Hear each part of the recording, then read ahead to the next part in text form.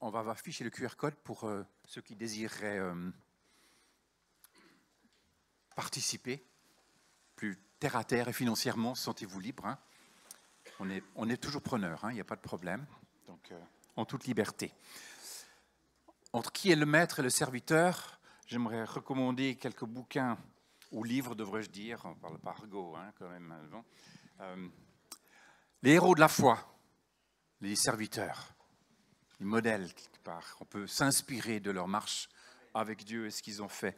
Il y a Billy Graham qui est là, C.S. Lewis, Billy Graham le pasteur de l'Amérique, C.S. Lewis le maître conteur, Frère André l'agent secret de Dieu, Gladys Aylward l'aventure de toute une vie en Chine.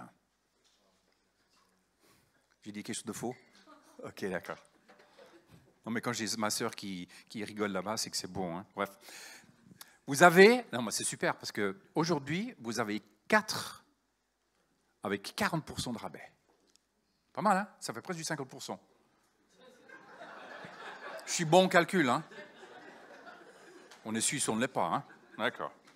Puis il y en a un autre aussi quand même, le Land of Cope, que je trouve intéressant, que j'ai parcouru différemment, mais c'était les modèles pour notre société, découvrir les principes bibliques pour influencer nos nations, dans toutes les sphères d'autorité.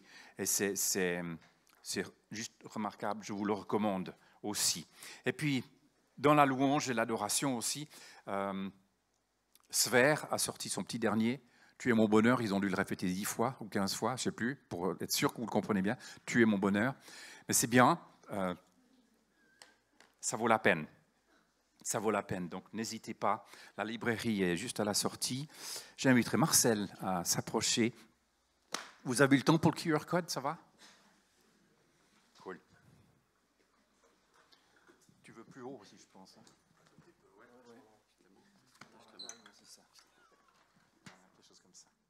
Merci Sylvain. Je dois vous présenter Marcel, oui. Marcel Niederhauser, c'est un frère dans la foi, pasteur depuis une purée d'années, à la Tanne.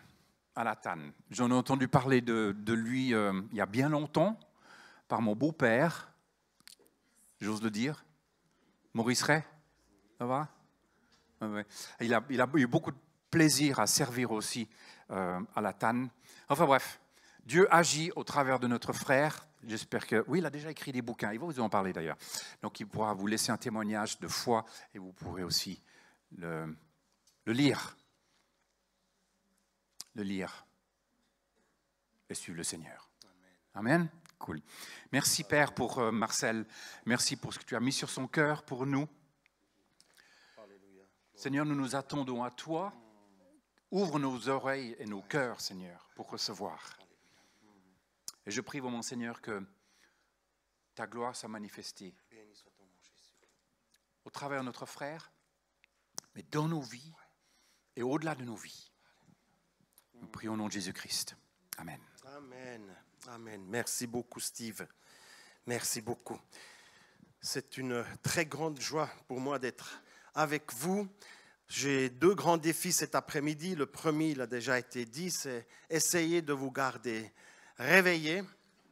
Et le grand défi, c'est que je tremble. Je suis venu avec un tremblement, franchement, parce que je sais que vous êtes des personnes qui sont en route avec Dieu. Qu'est-ce qu'on peut encore amener à des hommes et des femmes autant solides dans la foi, qui aiment le Seigneur, qui sont en route avec le Seigneur.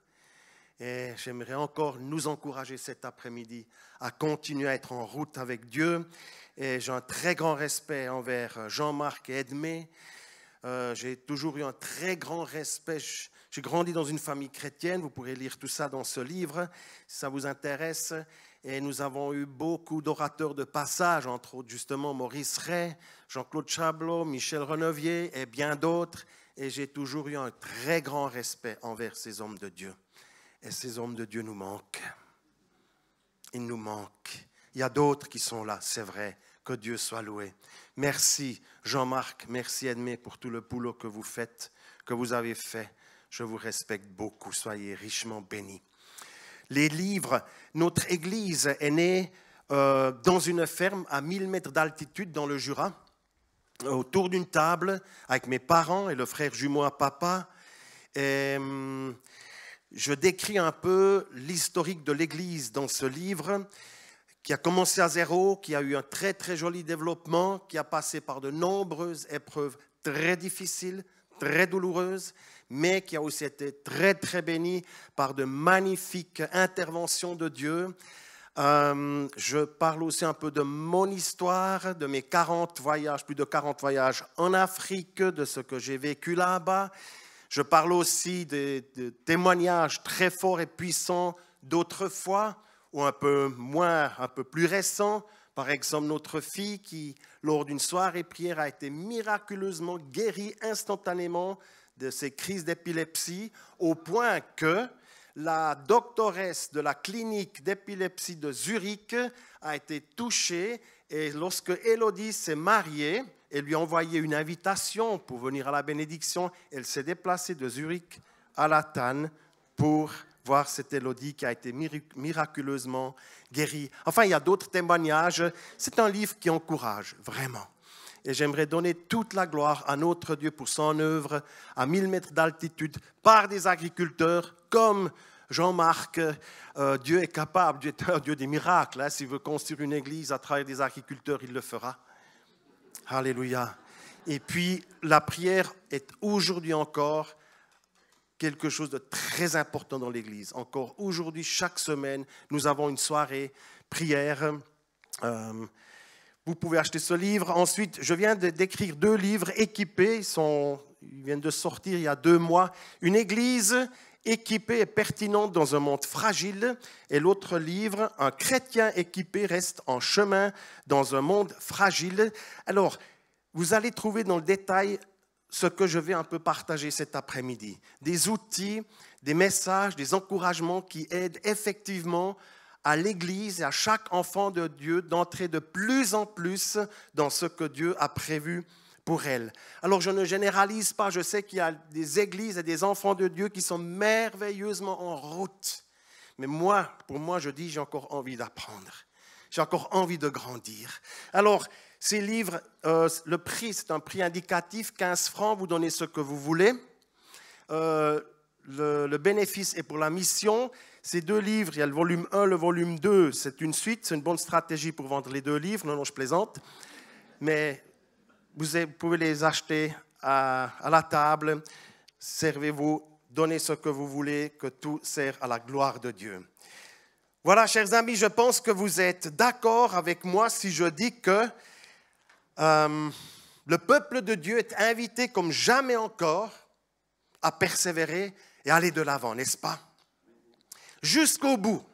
Comme ce vieux chant qui dit « Jusqu'au bout, je veux te suivre, hein, dans les bons et les mauvais jours. » Je n'ai aucun doute que ce temps que nous vivons ici est une bénédiction pour chacune de nos vies.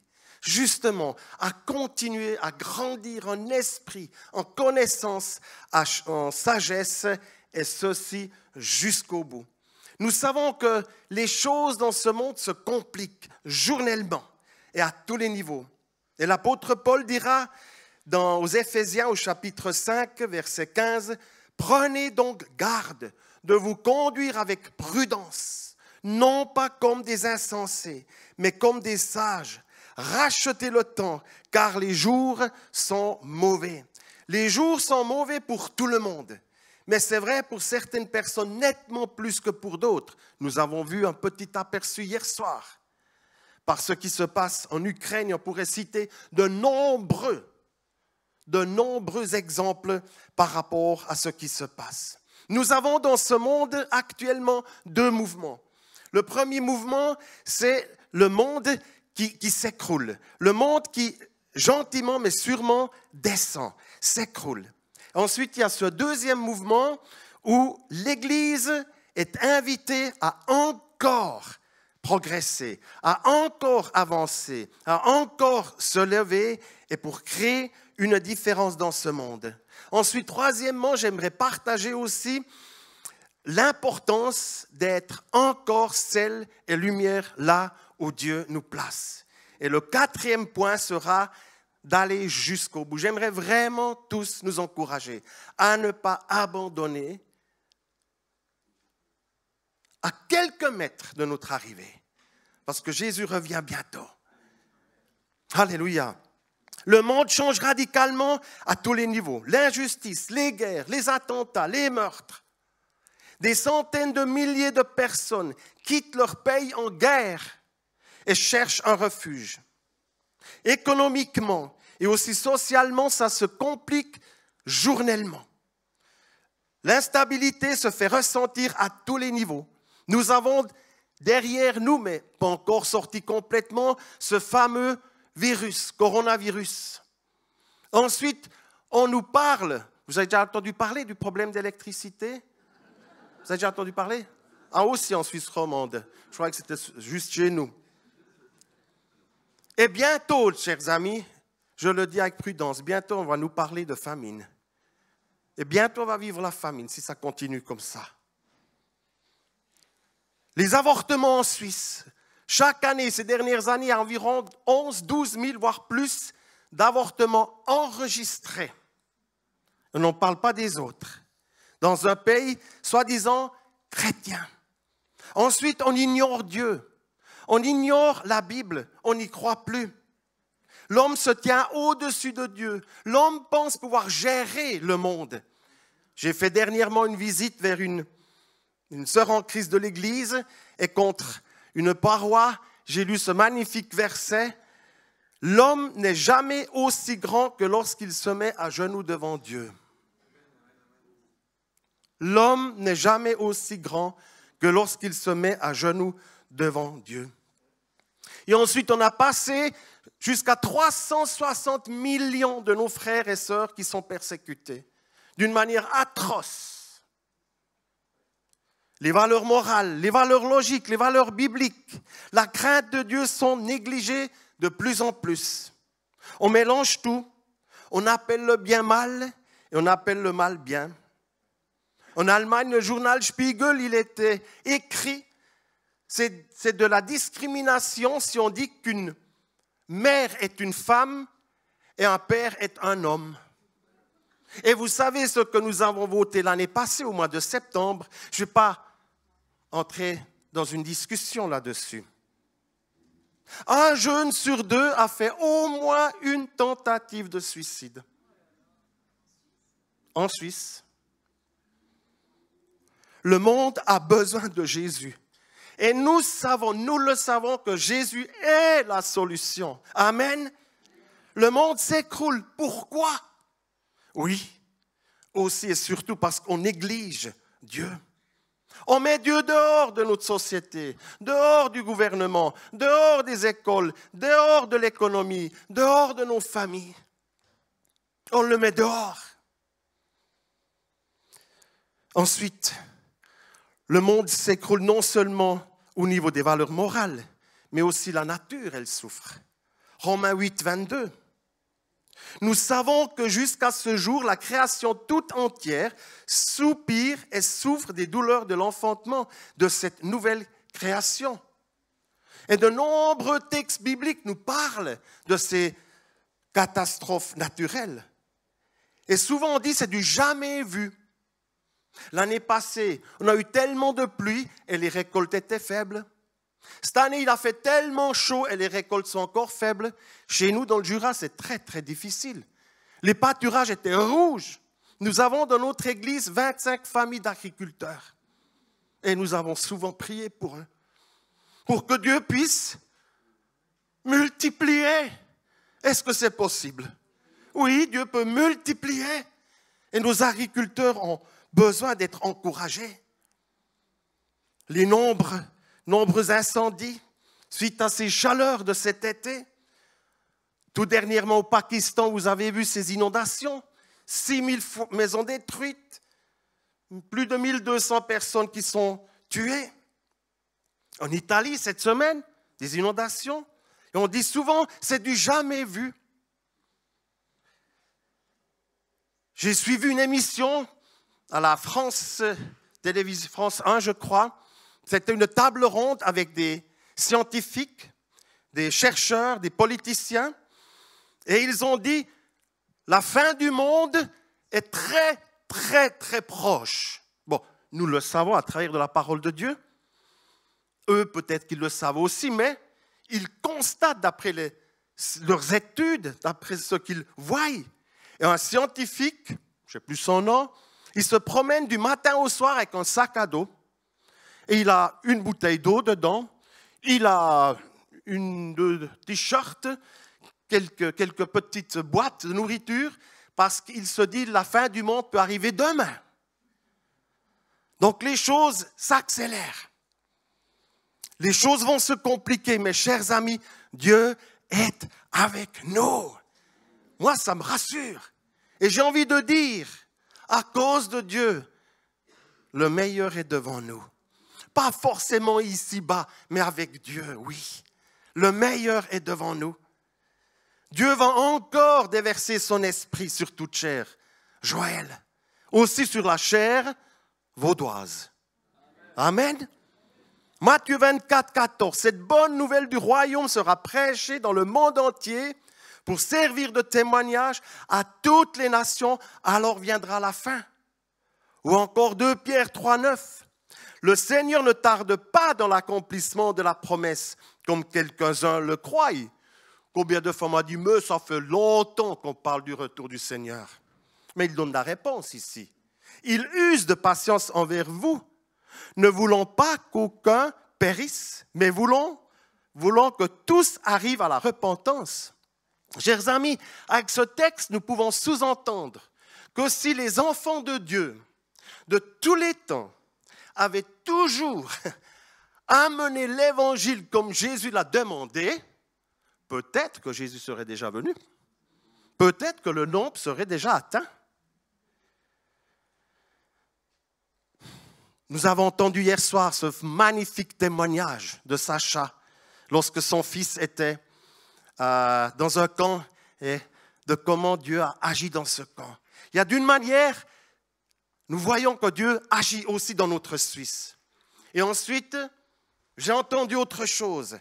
C'est une nièce à mon épouse qui travaille dans une maison de camp en Suisse allemande.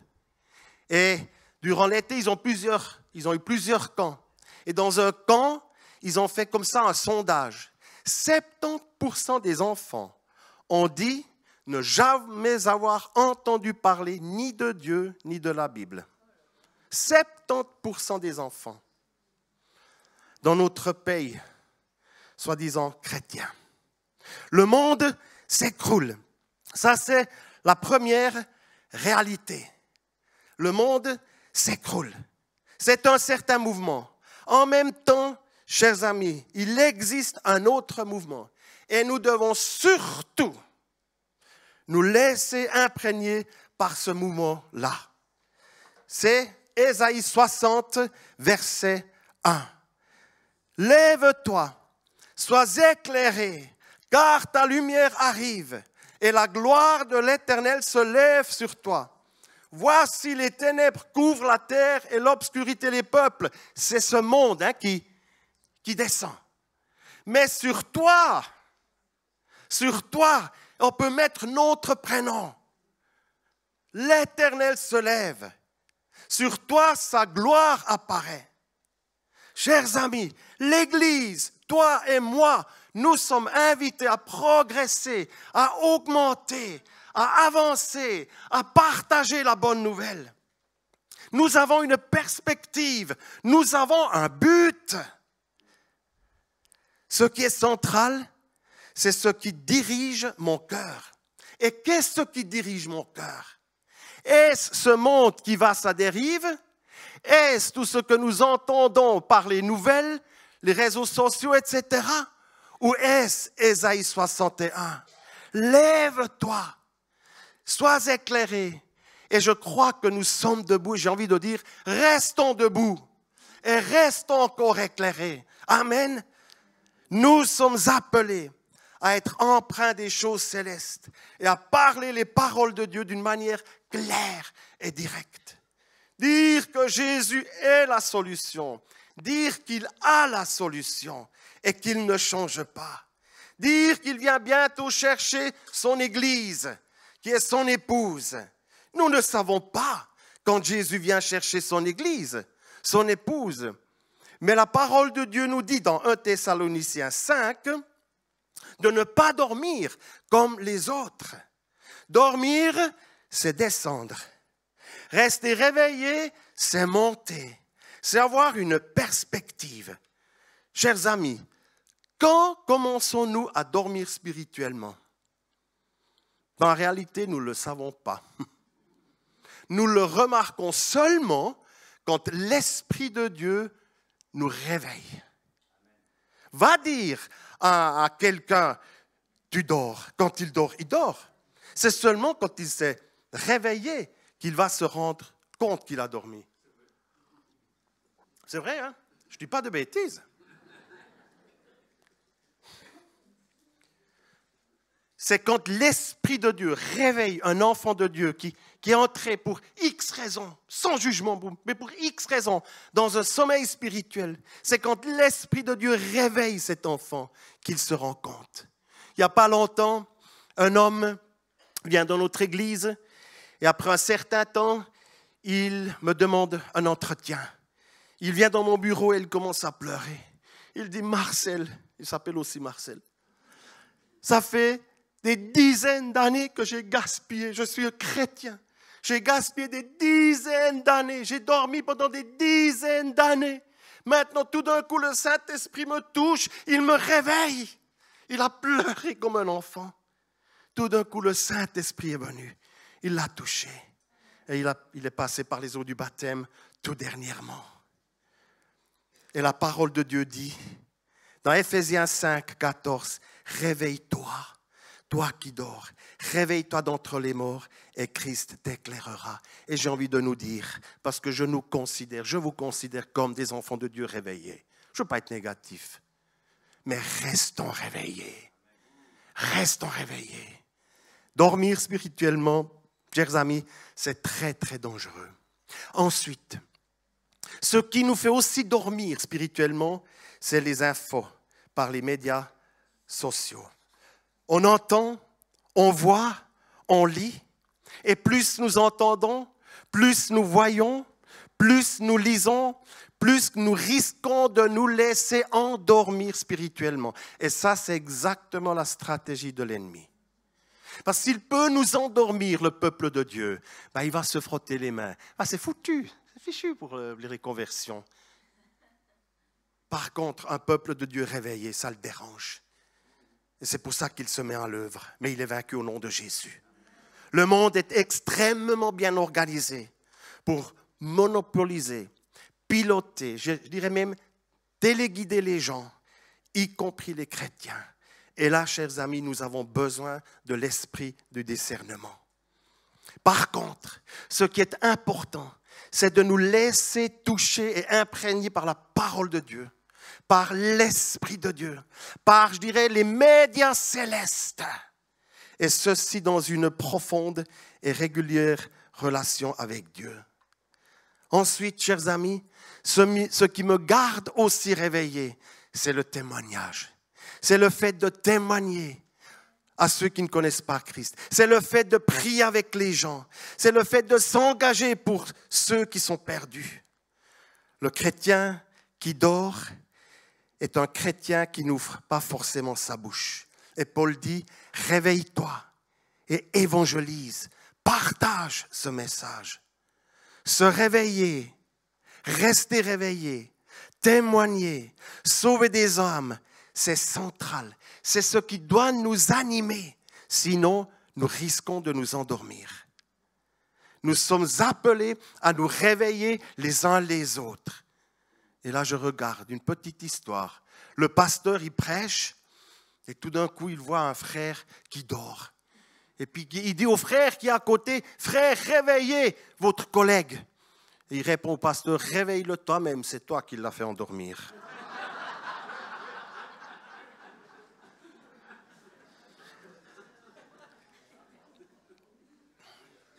Pour le moment, je ne vois personne dormir.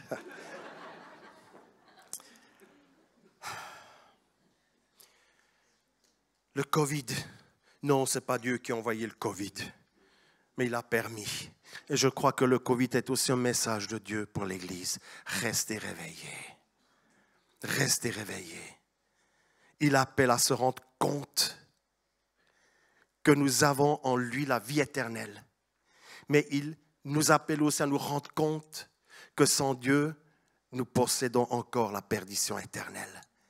Et ça, il faut le dire avec amour. Il faut que la parole de Dieu soit actuelle dans nos vies, au point que les gens le voient, que notre vie puisse être comme une source d'eau vivante. Celui qui croit en moi, dit Jésus, il sera quoi? Comme une source d'eau vivante. Disciple de Jésus signifie être vivant et non pas mort. Et j'ai envie de dire que Dieu m'aide à moi. Il est important non seulement de lire la parole de Dieu et de la comprendre pour nous, mais de la communiquer.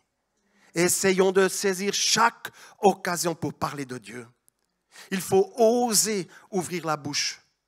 Il faut oser parler de Dieu. Jésus dit, la moisson est mûre, mais il y a peu d'ouvriers. Priez le maître de la moisson d'envoyer des ouvriers. Et nous sommes ces ouvriers. Ah, je suis sûr que vous allez tous dire Amen très fort.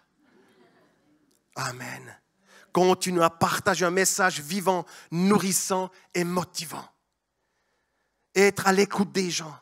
Tant de personnes sont éprouvées. Nous avons dans notre église 100 intercesseurs. Et ils reçoivent en une semaine entre 1 et 5 demandes de prière. Et le 95% des demandes de prière sont des demandes de l'extérieur. Ça peut être des voisins, des collègues de travail, des amis, etc. Ou bien les gens nous trouvent par Internet et puis demandent de prier. Le monde a besoin de prière. Et nous avons la solution avec Jésus. Ne minimisons pas ce Jésus qui est en nous. Il est en nous. Christ vit en nous. Nous sommes quoi? Le temple du Saint-Esprit. Et combien de fois j'étais devant une personne qui avait besoin d'entendre quelques paroles venant de Dieu, ou qui avait besoin de recevoir un encouragement, ou tout simplement une prière, et rien de ces... Jésus voulait sortir, mais il ne pouvait pas, parce que Marcel...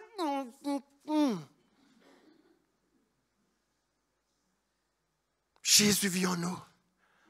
Nous sommes le temple du Saint-Esprit. Et je crois que souvent, ce Jésus aimerait sortir de nous pour dire un mot de consolation à un frère, à un voisin, à quelqu'un qui souffre. Un jeune homme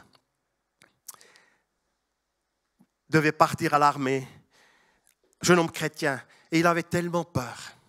Et il est allé voir son responsable du groupe de jeunes en disant « S'il te plaît, prie pour moi, je dois aller à l'armée. Puis j'ai tellement peur que lorsque je lis ma Bible, ils vont se moquer de moi. » Alors, bien sûr, il prie pour lui, etc.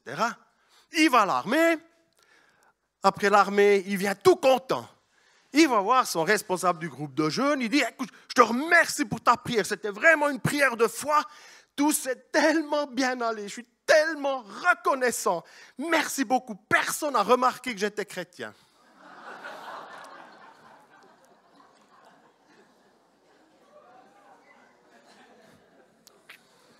C'est un peu moche, hein? Mais bon, on doit tous apprendre. Avoir du courage, on doit tous apprendre. Encore mercredi passé, j'ai dit devant l'église, j'ai dit, reconnaissons nos faiblesses et demandons au Seigneur de nous donner ce courage. Puis même si on nous renvoie, que ça ne nous fasse même plus rien du tout. C'est tellement important. On est tous dans le même bateau, je sais. Dernièrement, un jeune homme non chrétien est venu me voir. Il me dit, j'en ai marre de ma vie. Comment faire pour mener une autre vie? Je lui ai dit, écoute, donne ta vie à Jésus. Je lui ai montré le chemin. Il a donné sa vie à Jésus. Un autre jeune homme vient. Il a déménagé depuis la Suisse allemande dans notre région à cause de son métier. Il vient me voir en pleurs. Il me dit, je vis une situation horrible. J'ai dû identifier mon frère qui s'est planté son couteau dans la forêt suite à une situation familiale dramatique. Un père qui est un monstre et pas un père. Il était au fond du trou, il a pleuré, il a dit « J'ai besoin d'aide ». J'ai prié pour lui. Il a donné sa vie à Jésus. Il y a 3 semaines, il a passé par les eaux du baptême. Depuis le mois de mars, nous sortons régulièrement les samedis dans les rues. Et un coup, nous sommes descendus à Bienne et on s'est dit, on va appliquer une autre méthode d'évangélisation.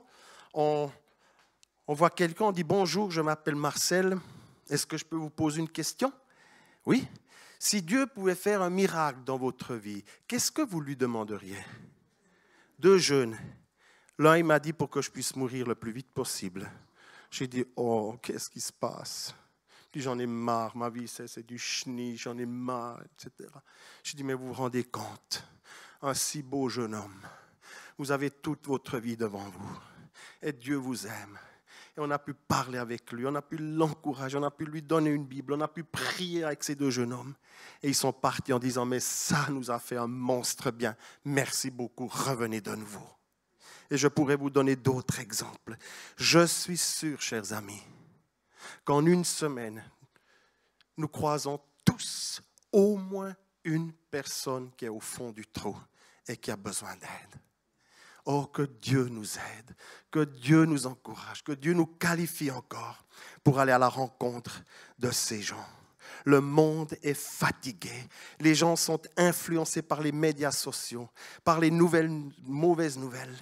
Les gens sont influencés par tout le mal qui est dans ce monde. Le monde est fatigué. Ensuite, les souffrances, les problèmes. La pire situation que j'ai vécue cette année, c'était une fille de 23 ans. Elle est partie à l'hôpital pour accoucher. Problème pendant l'accouchement, césarienne. Le bébé est décédé et elle est décédée quelques heures plus tard. Comment consoler la famille? Quoi dire à la famille? Je me souviens du petit Mathieu, 1 an, qui s'est fait écraser avec un tracteur. Il y a une semaine, notre fille Élodie est venue avec ses trois enfants. Elle nous raconte d'amis qu'ils ont avec son mari. Ils sont mariés depuis quelques années, ils ne pouvaient pas avoir d'enfants. Et puis maintenant, enfin, elle est tombée enceinte et l'enfant est prévu pour le mois de janvier. Et son mari est dépressif. Et le vendredi soir, nous avons encore prié pour son mari. Nous avons imploré le Seigneur. Et dans la nuit de vendredi à samedi, il s'est suicidé. C'est des situations que nous ne comprenons pas. J'ai donné un message, d'ailleurs, vous trouverez ce message dans un des 2 livres, « Quand nos prières restent sans réponse ». Il me semble avoir reçu une réponse claire de la part du Seigneur. Ce n'est pas parce que Dieu ne répond pas qu'on aurait fait une faute. Non. Dieu a guéri tant de personnes Jésus a guéri tant de personnes auxquelles il a dit, c'est ta foi qui t'a guéri. Il a guéri tant de personnes qui n'ont rien demandé. Et je suis sûr, je fais un petit résumé de ce message. Je suis sûr qu'un jour devant l'Éternel, Dieu dira peut-être ton prénom, Esther, Jean, Jacques, Julie. Ta prière, ta persévérance, ton courage, ton zèle étaient suffisants pour que j'intervienne. Mais j'avais un autre plan. Alors qu'aujourd'hui, on culpabilise. Il fallait davantage prier, il fallait davantage jeûner, il fallait davantage ceci. Laissons Dieu tel qu'il est. C'est tellement important. Ceci pour dire, chers amis, soyons encore sel et lumière dans ce monde. L'Église de Jésus est appelée à être équipée pour rejoindre les gens dans ce qu'ils vivent. Je loue Dieu pour les 20 ans d'entreprise que j'ai pu vivre, 20 ans d'usine, où j'ai dû apprendre à obéir, apprendre à transpirer, faire du beau travail, faire du travail qui ne me plaisait pas, recevoir des éloges, recevoir des petites engueulées. J'ai appris à connaître la mentalité de l'Église. Et je crois que c'est important que l'Église connaisse l'atmosphère qui règne dans ce monde pour aller à la rencontre des gens. Parce que si souvent on donne des messages, ça passe juste à côté. Le dimanche matin, les gens viennent à l'Église, souvent avec une semaine pas facile, défiante, travail, relations, famille, etc. C'est important que les gens puissent repartir nourris, encouragés pour être sel et lumière. Voyez, chers amis, c'est encore un constat que je fais. Ça ne me sert à rien pendant 40 ans de parler d'évangélisation, de guérison, de miracles, de signes, etc. et de rester dedans. Il faut oser sortir. Les miracles, les signes, les prodiges, les conversions, oui, ça se vit aussi dans l'Église, mais aussi et surtout à l'extérieur. Et je constate un grand risque, souvent dans l'Église. Je n'aimerais pas généraliser. C'est qu'on dépense tellement d'énergie pour des choses, je ne veux pas dire pas importantes, mais peut-être qui n'ont pas trop d'importance. Programme ici. On dialogue sur ceci. Ouais, qu'est-ce que tu penses? Qu'est-ce que je pense? Et on dépense de l'énergie. On se marche un peu sur les pieds. Je crois que ça serait plus urgent de dépenser un peu plus d'énergie pour un monde qui se perd, qui se meurt. La vie d'église est très, très importante. Mais je prie, ce n'est pas parce que nous sommes une grande église que nous ne devons pas nous remettre en question. Seigneur, quel est ton plan pour ton église du 7 à Tavannes pour les 5 ans qui viennent? Moi, ça me parle profondément. Qu'est-ce que nous devons comprendre venant de toi, Seigneur, pour être pertinent dans ce monde? Et le risque est que l'Église est quelque part dans ce monde et le monde est à côté. Alors que normalement, c'est l'Église qui devrait être dans le monde, pertinent dans le monde, avec sagesse, avec onction. Non pas pour faire n'importe quoi, mais pour amener de plus en plus de cette gloire de Dieu dans ce monde. Lorsque Jésus était dans ce monde, il était avec les gens et il y avait un bout de ciel dans ce monde. Chers amis, qui n'a pas envie de vivre un bout de ciel? C'est possible avec notre Seigneur Jésus. C'est possible avec l'aide du Saint-Esprit. Pour encourager, pour motiver, pour soulager, pour guérir les cœurs brisés. Il y a tant de souffrances. L'Église dans le monde, un Dieu agissant dans le monde. Restez au cœur de notre mission. Une question nous a été posée dernièrement à une pastorale. Si les églises évangéliques n'existaient pas, est-ce que cela changerait quelque chose dans nos villes et dans nos villages? Pouh.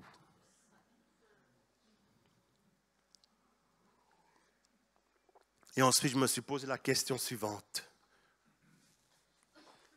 Le jour, j'ai habité sur une montagne avec peu de maisons. Mais admettons que vous vivez dans un quartier, dans un grand immeuble, le jour où tu déménages. Est-ce que ça va changer quelque chose?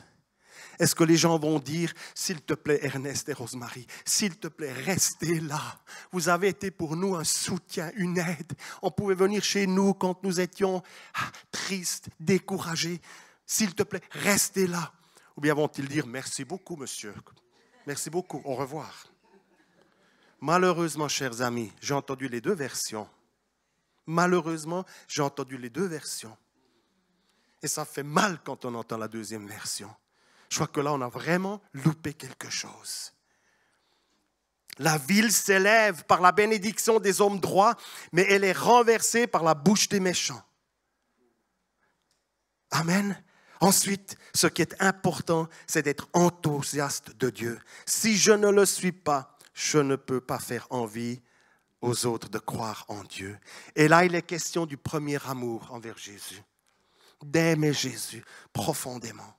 Faire de Jésus le centre de notre vie, le centre de notre famille, du travail, de notre hobby, de nos relations, de l'Église, j'allais dire. Faire de Jésus le centre.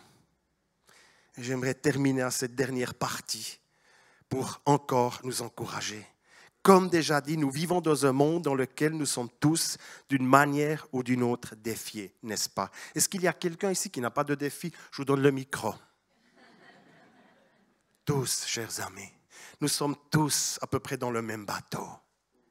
Et on risque de décrocher. Il y a des chrétiens qui décrochent dans leurs défis. Parce que ça demande peut-être trop de persévérance, trop de foi, trop de discipline. On pourrait tous décrocher, n'est-ce pas? Mais il faut se prendre en main. Alors que la Bible nous encourage, 1 Timothée 6,12, combat le bon combat de la foi, saisis la vie éternelle. Ou encore de Timothée 2,5, tu reçois la couronne si tu combats le bon combat. Combattre le bon combat de la foi en s'engageant pour Dieu demande de l'énergie, de la discipline, de la consécration et de la persévérance. J'étais touché par ces livres que tu as annoncés avant, ces héros de la foi. Lisez ces livres. Il y a des héros de la foi, ça nous encourage. Cet après-midi, ici, il y a des héros de la foi. Quand je vois Tom, quand je vois Jean-Marc, quand je vois Steve, quand je vois d'autres personnes, vous êtes des héros de la foi. Et ça m'encourage. Hein? Pas des héros, des héros, bien sûr. Non. Ça me rappelle l'autre qui avait fait un mariage et puis il a justement dit, vous êtes des héros aujourd'hui. Des héros, bien, vous avez bien compris, hein, des héros de la foi. Je vous encourage à lire, non pas les héros de la foi, mais les héros de la foi. C'est encourageant. Quand je pense à mon papa, c'était un héros de la foi.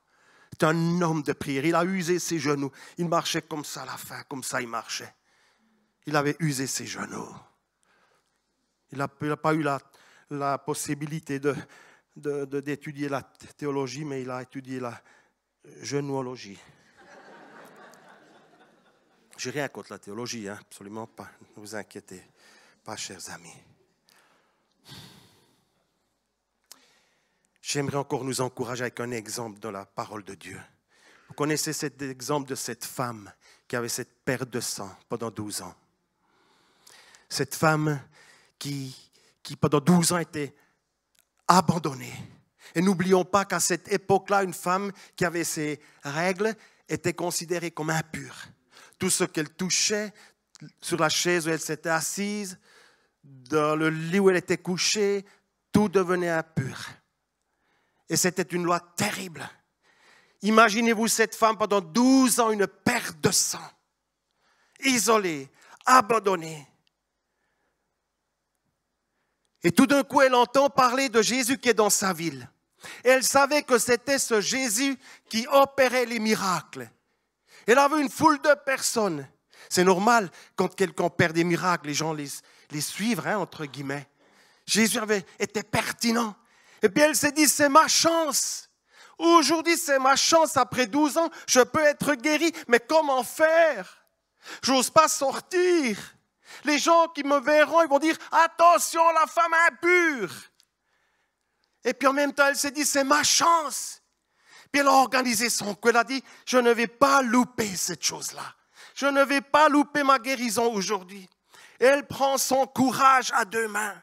Je ne sais pas comment elle a fait. Peut-être qu'elle a jeté sur elle une couverture. Elle est gentiment sortie. C'est ma chance. Je vais y aller. Jusqu'au bout, elle marche contre la foule. Elle se dit, mais attention, si je touche une personne, je vais la rendre impure. Elle commence à entrer dans la foule. Elle commence à toucher 1, 2, 3, 4, 5 personnes. 2 personnes deviennent impures. Pourquoi? Parce que Jésus est là. Quand Jésus est là, quelque chose se passe. Elle s'approche et en même temps elle regarde sur Jésus. Je lève mes yeux vers les montagnes, d'où me viendra le secours. Cher frère, chère sœur, tu es peut-être dans une situation difficile aujourd'hui. Tu pries peut-être depuis longtemps pour une situation qui est lourde pour toi. Tu es peut-être découragé. J'aimerais t'encourager cet après-midi. Il te reste peut-être encore 2 pas à faire. Un petit bout de chemin, comme cette femme, c'est ma chance, j'y vais. Elle y va, elle touche des gens, les gens restent purs, personne ne devient impur jusqu'au dernier moment où elle arrive, et là elle a touché le bord du vêtement de Jésus. Jésus s'arrête, elle dit, qui c'est qui m'a touché? Et les disciples disent, mais s'il te plaît, Seigneur, avec ces foules de personnes autour de toi, c'est normal. C'est normal que quelqu'un t'a touché. Et il dit non, une puissance est sortie. Et cette pauvre femme, elle était là, elle dit, maître, c'est moi, désolé, c'est moi qui t'ai touché, mais j'en avais marre de ma maladie. Puis Jésus lui dit, ma fille, c'est ta foi qui t'a guérie. Quelque chose est sorti de Jésus, De quoi sommes-nous remplis, chers amis? Je l'ai dit tout à l'heure, nous sommes le temple du Saint-Esprit. Il habite en nous. Osons prier, osons répondre aux questions, osons s'approcher de Jésus. Dieu est là. Comme ces 3 hommes dans la fournaise, lorsque Nebuchadnezzar a dressé cette statue en or et qu'il a demandé d'adorer cette statue, et tous ceux qui ne le font pas seront jetés dans la fournaise. Shadrach, Meshach et Abednego, ils ont refusé. Nebuchadnezzar, tout furieux, il a fait jeter ces 3 hommes. Et une fois qu'ils étaient dedans, ils regardent, mais c'est quoi cette histoire? On a jeté 3 hommes et maintenant il y en a 4. Au lieu de les détruire, ils sont en train de se multiplier.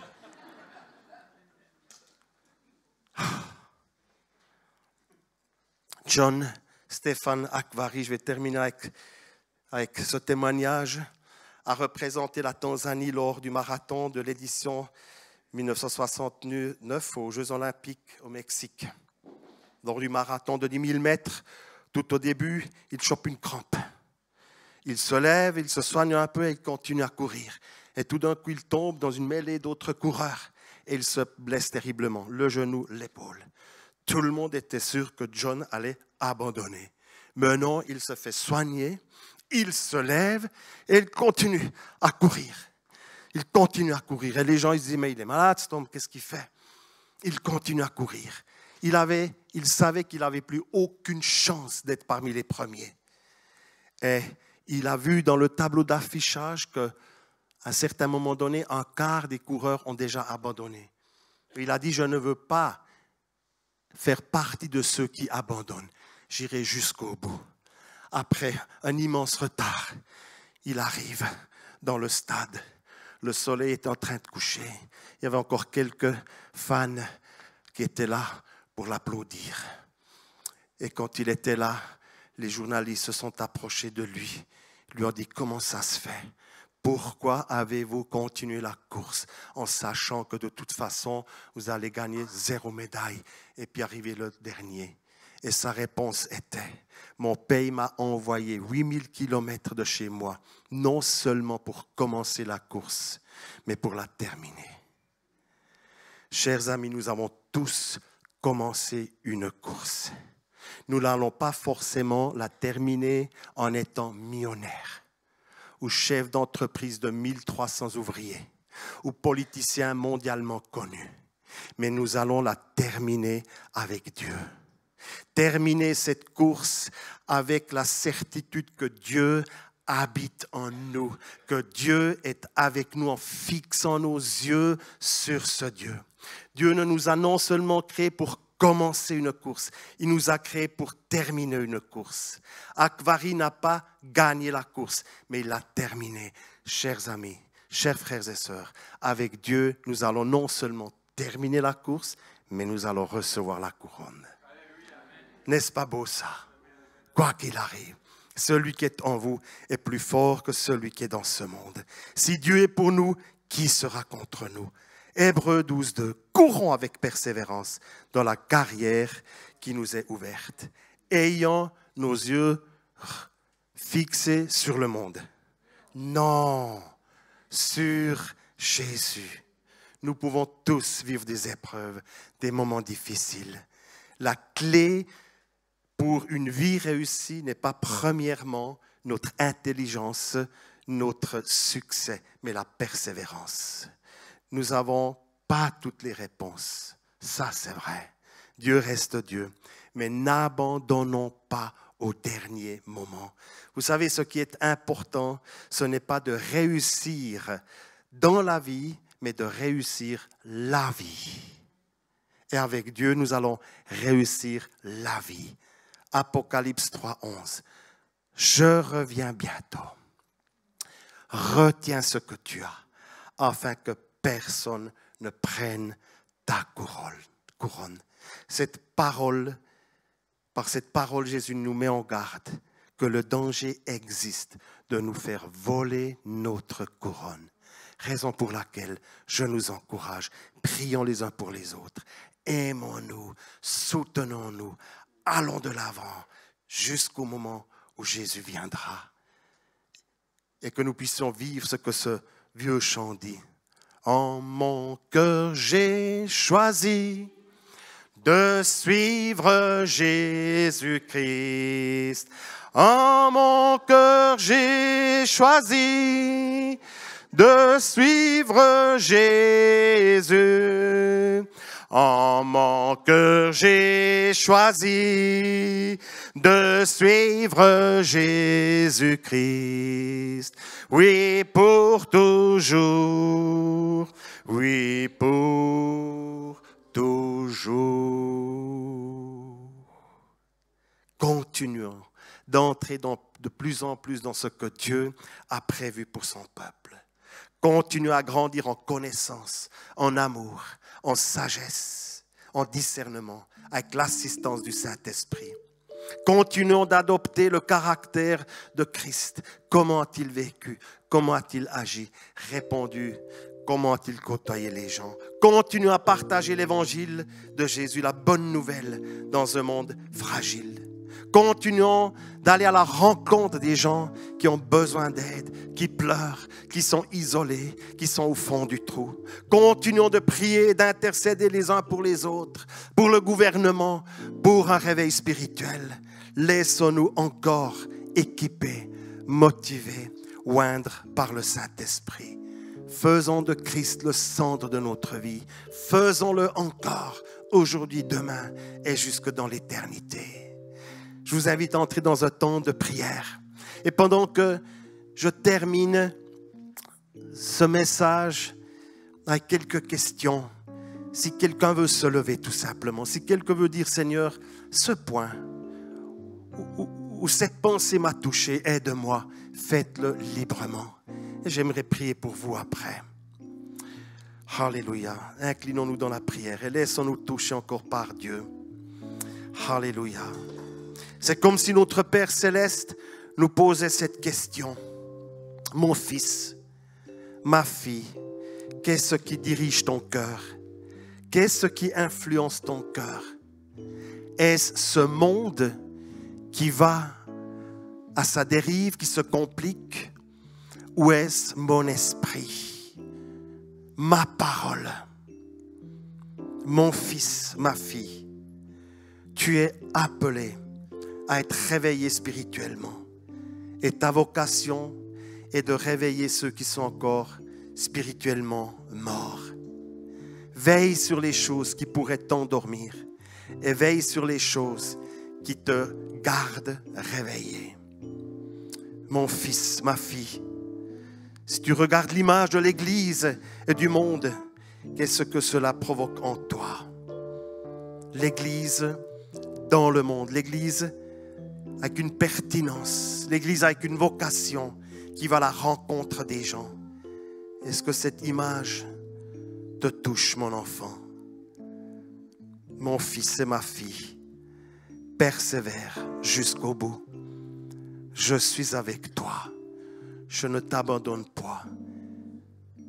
Chers frères, chères sœurs, quoi que tu vives, si quelque chose te touche, lève-toi tout simplement à ta place maintenant. Et j'aimerais encore prier.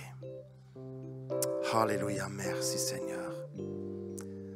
Gloire à toi Seigneur. Si tu es dans un combat, si tu es fatigué, si quelque chose te fait mal, si tu dis j'aimerais être un meilleur témoin, j'aimerais plus de courage pour parler de toi Jésus. J'aimerais davantage ouvrir ma bouche pour parler de toi. J'aimerais être libéré de toute peur, de toute crainte, de tout ce qui me retient de parler de toi. J'aimerais non pas tout simplement être un spectateur, une spectatrice, mais un acteur, une actrice dans ce monde. J'ai besoin de toi pour pouvoir parler de toi. J'ai besoin de persévérance. J'ai besoin de courage. J'ai besoin de guérison. J'ai besoin d'être encouragé cet après-midi. Alors lève-toi encore. Alléluia. Seigneur, tu es là. Cet après-midi, nous te louons, nous te bénissons pour ta présence. Merci parce que tu nous aimes et merci parce que tu nous reçois tels que nous sommes. Alléluia, tu nous connais tels que nous sommes et tu nous aimes, Seigneur. Et merci parce que tu touches maintenant nos vies. Tu touches chaque frère, chaque sœur ici, Seigneur, de la manière dont tu trouves juste pour chacun. Merci parce que tu ne déverses pas tout simplement comme ça une bénédiction globale, mais tu touches chaque personne d'une manière personnelle. Parce que tu nous aimes, tu connais nos joies, tu sais tout ce qui va bien, tu connais nos défis, tu sais tout ce qui est lourd. Et Père, je prie au nom de Jésus maintenant pour mes frères et sœurs, afin que tu interviennes selon ta sainte volonté, Père, au nom de Jésus, alléluia. Afin que nous puissions persévérer jusqu'au bout, fixer nos yeux sur toi, Seigneur Jésus, parce que toi, tu resteras fidèle, Seigneur, même si là où nous devenons infidèles suite à une circonstance, tu resteras fidèle, Seigneur. Et merci pour ton immense amour. Merci parce que tu fais du bien à ceux et celles qui ont besoin d'être encouragés, qui ont besoin d'être renouvelés, qui ont besoin d'être ressourcés cet après-midi, Seigneur. Merci parce que tu donnes de nouvelles forces, une nouvelle perspective, un nouveau courage, Seigneur. Tu fortifies les corps qui sont faibles. Tu connais ceux et celles qui sont malades, Seigneur. Et tu les touches maintenant, Père, au nom de Jésus. Alléluia. On s'attend à toi. Et Seigneur, aide-nous à te rester fidèles. Aide-nous, Seigneur, à être des témoins. Aide-nous, Seigneur, à être pertinents dans ce monde dans lequel tu nous places. Seigneur, c'est vrai, tu ne nous demandes pas d'aller chanter sur les toits, mais tu nous demandes tout simplement d'être à disposition de ceux qui ont besoin de toi. Remplis-nous de toi, remplis-nous, Seigneur, de ton amour, de ta sagesse, de ta bonté, afin que nous puissions être une aide, un soutien, une consolation envers ceux qui souffrent, envers ceux qui sont au fond du trou, envers nos amis, nos voisins, Seigneur. Nous te remettons nos amis, nos voisins, nos collègues de travail, Seigneur. Ouvre des portes pour que nous puissions les aborder avec tes paroles, pour que nous puissions leur parler de toi, Seigneur, pour que nous puissions les consoler, pour que nous puissions les encourager. Et ceux qui ne te connaissent pas, afin qu'ils puissent te donner leur vie, Seigneur. S'il te plaît, Jésus, je dis avec mes amis cet après-midi, nous voici pour te servir. Nous voici pour te servir, Seigneur. Tu ne nous demandes pas d'être des superstars, non. Tout simplement des disciples qui te suivent avec simplicité, avec foi et avec courage. Au nom de Jésus, au nom de Jésus, au nom de Jésus. Le Seigneur aimerait dire à quelques personnes, non. Tu n'es pas trop faible. Non, tu n'es pas trop insignifiant. Laisse-toi utiliser tel que tu es. J'ai mis en toi des dons, des qualités. Utilise-les. N'attends pas des choses trop grandes qui seraient impossibles à gérer. Attends-toi à des petites choses, à des contacts de qualité avec des amis, des voisins. Avance avec moi dans une pleine confiance. Avance avec moi dans une pleine soumission. Laisse-toi oindre par moi. Je mettrai les bonnes paroles dans ta bouche au bon moment pour la bonne personne. Tu as assez de force. Ne regarde pas sur tes faiblesses, mais regarde sur moi. Je t'aime, mon enfant. Je t'ai choisi. Je t'ai établi. Ne regarde pas sur le passé. J'ai pardonné ton passé. Regarde en avant. Fais-moi confiance. Je t'aime. Je connais ta situation. Seigneur, il y a une personne, ta situation par rapport à ta famille, tes enfants. Et ça te pèse. Fais-moi confiance. Tes enfants sont entre mes mains. Je vais m'en occuper. Fais-moi confiance. Alléluia. Merci Seigneur. Gloire à toi Jésus.